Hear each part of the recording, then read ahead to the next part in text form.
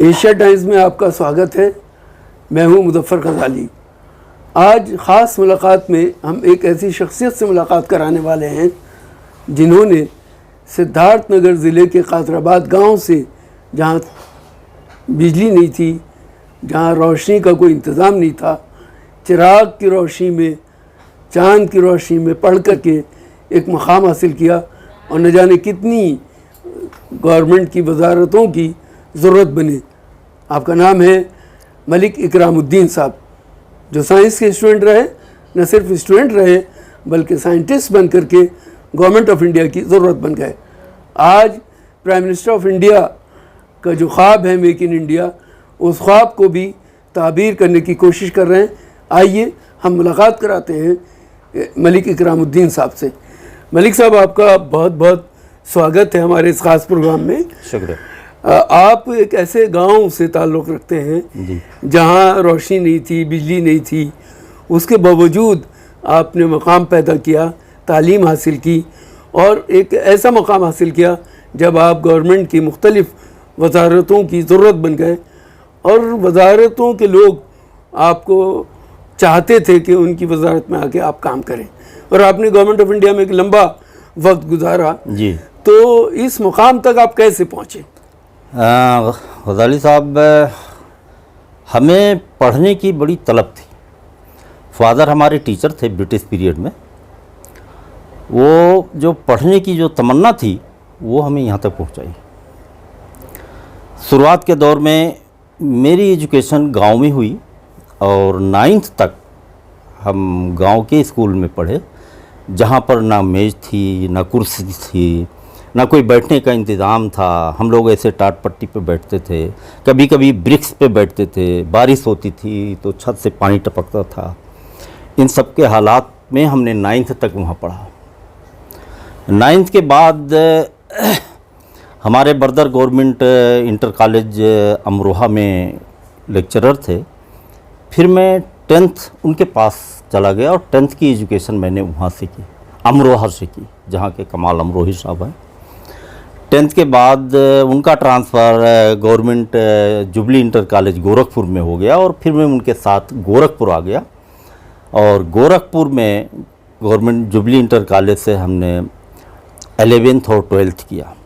12th करने के बाद फिर हमने गोरखपुर यूनिवर्सिटी से BSc और MSc केमिस्ट्री किया। MSc केमिस्ट्री के बाद हमने जो है PhD ज्वाइन कर ली थी डॉक्टर राव के अंडर में।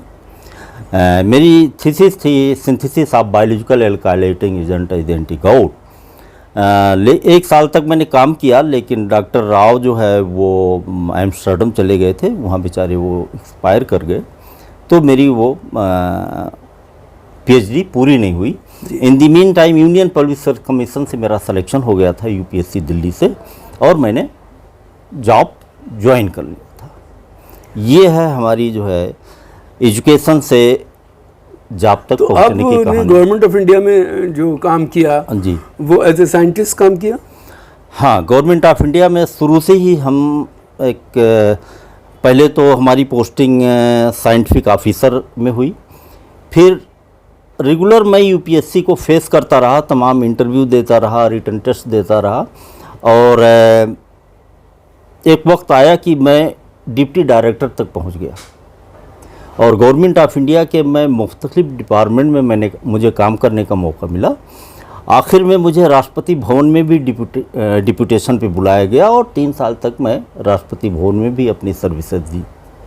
आपने जो साइंस की तालीम हासिल की जी, तो यकीनन आप केमिस्ट्री के स्टूडेंट थे, तो ज़रूर आपने कुछ ऐसे काम भी किए होंगे जिससे भारत के लोगों को बहुत मदद मिले। कुछ ऐसे प्रोडक्ट भी तैयार किए आपने क्या?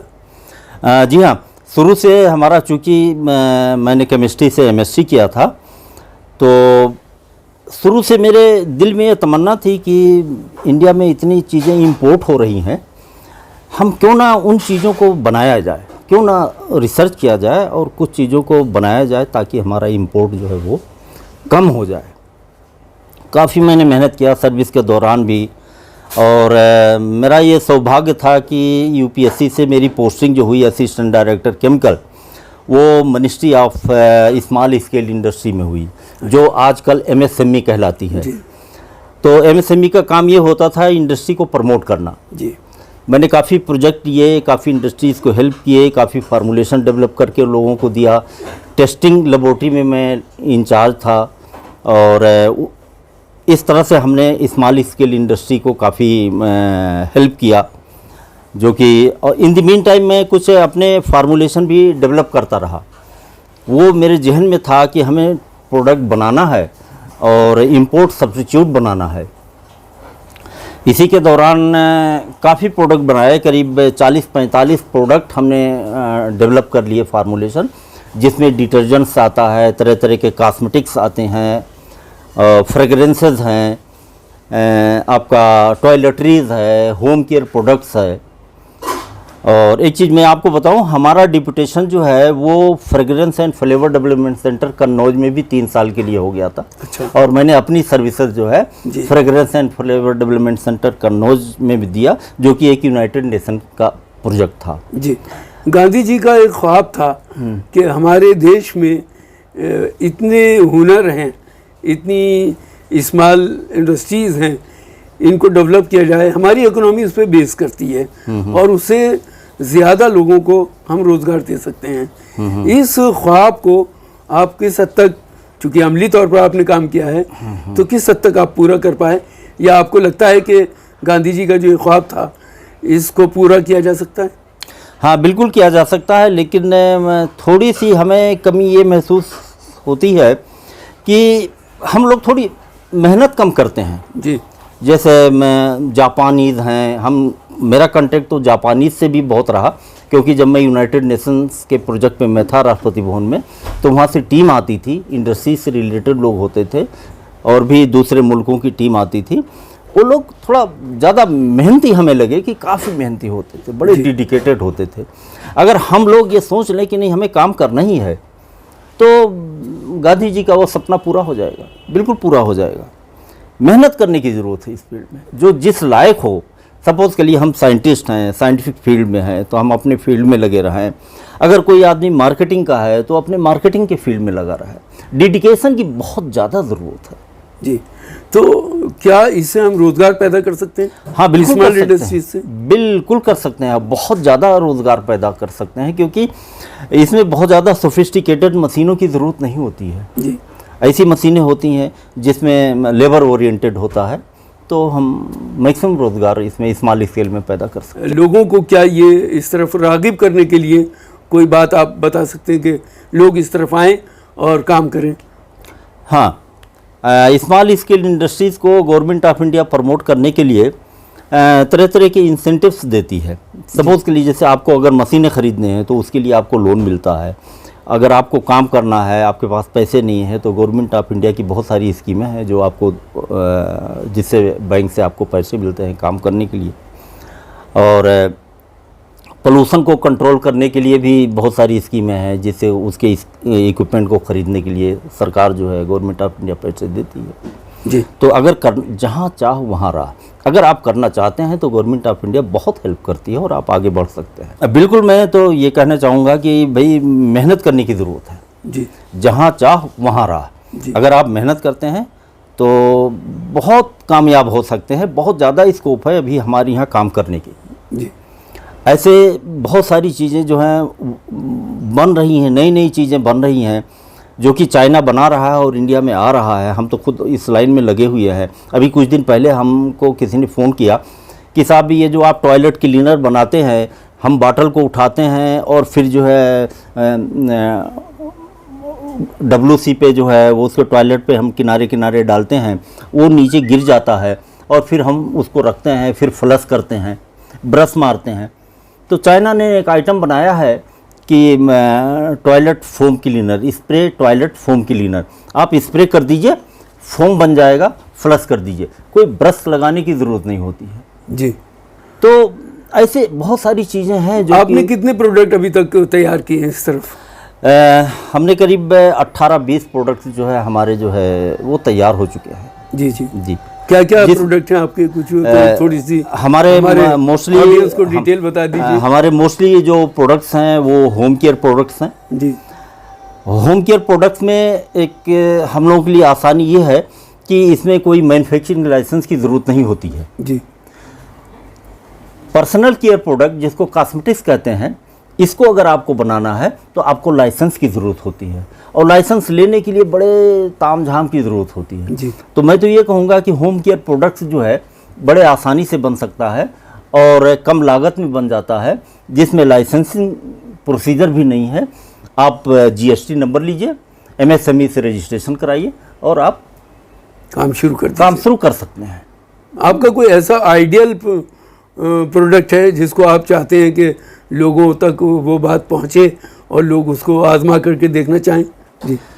ये मैंने एक प्रोडक्ट बनाया है, वाटरलेस कार वॉश स्प्रे। जी। अभी तक जो गाड़ियों को धुलने के लिए जो प्रोडक्ट है वो शैम्पू के फार्म में है। उसको लोग पानी में घोलते हैं, फिर स्पंज से लेकर के गाड़ी के ऊपर जो है उसको फोम बनाते हैं और फिर 10 बाल्टी पानी उस डाल करके उसको वॉश करते हैं। हमारे मेट्रोज में गाड़ी खड़े करने की जगह नहीं होती है और वॉश करने की तो बड़ी दिक्कत होती है कि कहाँ वॉश किया जाए। हाँ, कीचड़ हो जाता है, गंदगी हो जाती है, पोल्यूशन होता है, पानी का कंजम्पशन होता है, पानी की सप्लाई नहीं है हमारी यहाँ, और एक बार गाड़ी धुलने में 10-15 बाल्टी पानी हमको वेस्ट करना पड़ता है। जी। कम से कम 100 लीटर पानी तो लगता ही होगा। लगता ही है, बिल्कुल लगता है जी। हम सब लोग गाड़ी धुलते हैं। जी। ये चीज़ मेरे जहन में थी, बहुत दिनों से थी, उससे मैंने काम किया और रिसर्च करके हमने ये प्रोडक्ट बनाया, वाटरलेस कार वॉश स्प्रे। जी। क्या नाम आपने रखा है अपने प्रोडक्ट्स का? मर्जनाल waterless car wash spray. Waterless car wash spray, इसमें पानी की जरूरत नहीं है। जी। आप इसको स्प्रे करेंगे गाड़ी पे, आप जस्ट स्प्रे करेंगे ऐसे और कपड़े से पोंछ देंगे। जी। इसमें हमने क्लीनिंग कंपाउंड भी डाला है और शाइनिंग कंपाउंड भी, दोनों का मिक्सचर है ये। जी। खास बात यह है कि ये फोम नहीं देता है, फर्दर आपको पानी से धुलने की ज़रूरत नहीं है। जी। जस्ट इसको स्प्रे कीजिए और कपड़े से पोंछ दीजिए। ये आधा लीटर की बोतल है, 480 ml की बोतल है। इससे आप 20 से 25 बार गाड़ी को धुल सकते हैं। इसका हम पर्सनल डेमो भी देखना चाहेंगे अपने ऑडियंस को दिखाने के लिए, ताकि आप उनको बता सकें कि किस तरह से ये प्रोडक्ट काम करता है, तो उनको और ज़्यादा चीज़ें समझ आएंगी और वो इस बात को महसूस कर सकेंगे कि आज की तारीख़ में इस प्रोडक्ट की गाड़ी रखने वाले लोगों को ज़रूरत है। तो आइए हम चलते हैं, आपकी जो पार्किंग है जहाँ गाड़ी आई है और गंदी है, तो उसको साफ़ करके आप अगर दिखाएंगे तो हमारे ऑडियंस के लिए थोड़ा आसानी होगी। जी, आइए चलते हैं। अब हम देखिए पार्किंग में आ चुके हैं और मलिक इकरामुद्दीन साहब दिखाएंगे कि किस तरह ये गंदी गाड़ी जो इस वक्त हमारे सामने खड़ी है, किस तरह से ये प्रोडक्ट काम करता है और गंदी गाड़ी को बग़ैर पानी के साफ़ किया जाता है। मलिक साहब, आप ज़रा हमको बताइए कि आपका प्रोडक्ट किस तरह काम करता है। ये हमारा प्रोडक्ट जो है मर्जनाल वाटरलेस कार वॉश लिक्विड है। पहले हम इसको ऑन पोजीशन में लाते हैं, ऑफ पोजीशन है, ऑन में लाते हैं, फिर हम इसको स्प्रे करते हैं। ये स्प्रे है, स्प्रे करने के बाद हम इसको साफ़ कर देते हैं। ये देखिए, ये देखिए,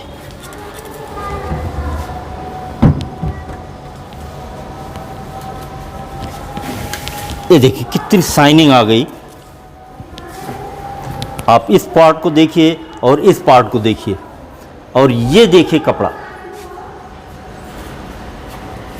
ये प्रोडक्ट जो है पूरी गाड़ी को वॉश करने के लिए ज़्यादा से ज़्यादा 15 या 20 ml लगेगा। ये आधा लीटर का प्रोडक्ट है। आधा लीटर में आप 20 से 25 बार गाड़ी को जो है आप साफ़ कर सकते हैं। जी। देखिए कहीं एक बूंद पानी की ज़रूरत नहीं है, ना कोई झाग है, ना पानी गिराने की ज़रूरत है।